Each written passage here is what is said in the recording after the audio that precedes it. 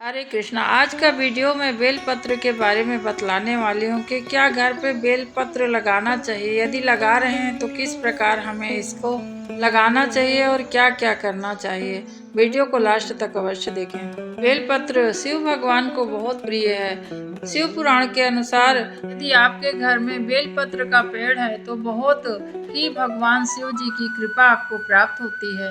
पहले मैं आपको बता दूं कि यदि आपके घर बेल का पेड़ लगाते हैं तो किस प्रकार उसकी पूजा करनी चाहिए। हल्दी कुमकुम से नियम से उसकी पूजा करनी चाहिए और घर में घी का दीपक अवश्य लगाना चाहिए। बेल के पेड़ कहा जाता है कि जिस घर में बेल पत्र का पेड़ होता है वह स्वयं काशी के समान पवित्र स्थल बन जाता है। इससे घर में जो दैविक बाधाएं होने लगती हैं या निगेटिव एनर्जी आपको परेशान करती है आपके घर में किसी प्रकार से, तो वो सब समाप्त हो जाती है बेलपत्र का पेड़ लगाने से। जिसके घर में बेल का वृक्ष लगा हुआ होता है उसके घर में माँ लक्ष्मी की कृपा हमेशा बनी रहती है, धन वैभव की कमी नहीं होती। स्वयं नारायण जी जहाँ लक्ष्मी जी हैं वहाँ आते हैं तो भक्ति भी बनी रहती है आपकी। जब हम शिव भगवान को बेलपत्र चढ़ाते हैं भगवान शिव प्रसन्न होते हैं। वास्तु शास्त्र के अनुसार भी घर पे बेल का पेड़ होना चाहिए, इससे नकारात्मक ऊर्जा सब समाप्त हो जाती है। यदि आपके कुंडली में चंद्रमा की स्थिति खराब चल रही है तो भी उसके लिए यह उपाय बताते हैं शास्त्र विधान में। शास्त्र कहते हैं कि जिसके घर में बेलपत्र का वृक्ष लगा होता है उसके घर में चंद्रमा की बुरी दृष्टि भी कभी नहीं पड़ती है, क्योंकि वहाँ भगवान शिव स्वयं प्रसन्न होकर विराजमान होते हैं। चीज और आपको बतला दूं कि अलग अलग दिशाओं में अलग अलग बेलपत्र लगाने का विधान है। शास्त्रों के अनुसार उत्तर पश्चिम के तरफ लगाने वाला बेल का वृक्ष हमेशा वहां रहने वाले सदस्यों को अधिक ऊर्जावान बनाता है।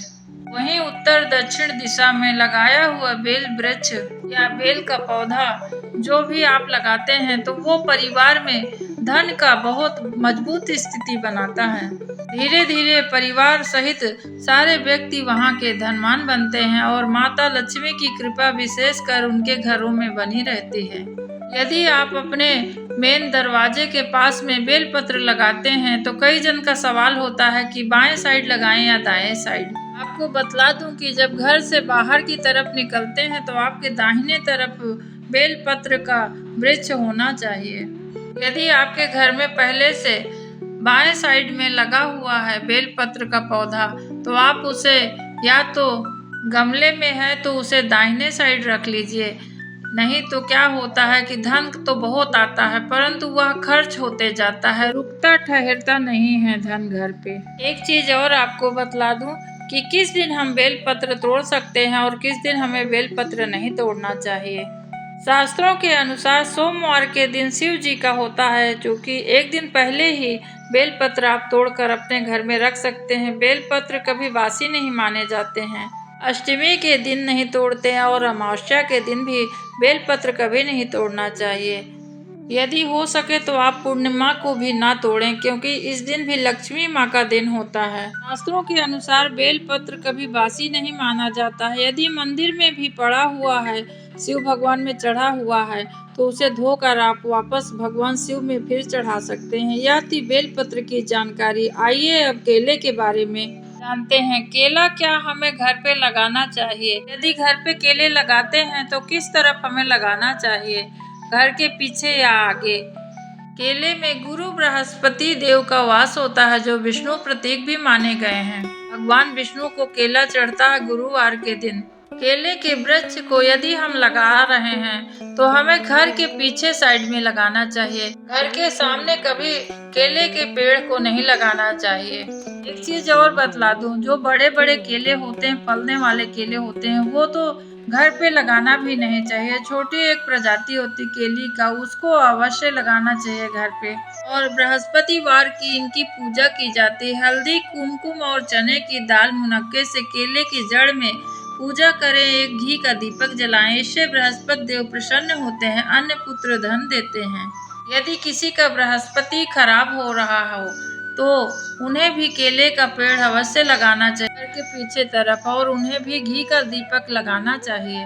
भगवान प्रसन्न होकर आपका बृहस्पति भी ठीक हो जाएगा और आपके घर में सब सुचारू रूप से चलने लगता है। कहावत भी इसकी बनी हुई है, पीछे केला आगे बेल, तब देखो लक्ष्मी का खेल। माता लक्ष्मी स्वयं आपके घर में प्रसन्न होकर खुशी से पधारती हैं और आपको 2-4 महीने में खुद स्वयं आभास हो जाएगा कि हाँ, हमारे घर में समृद्धि बढ़ रही है दिनों दिन।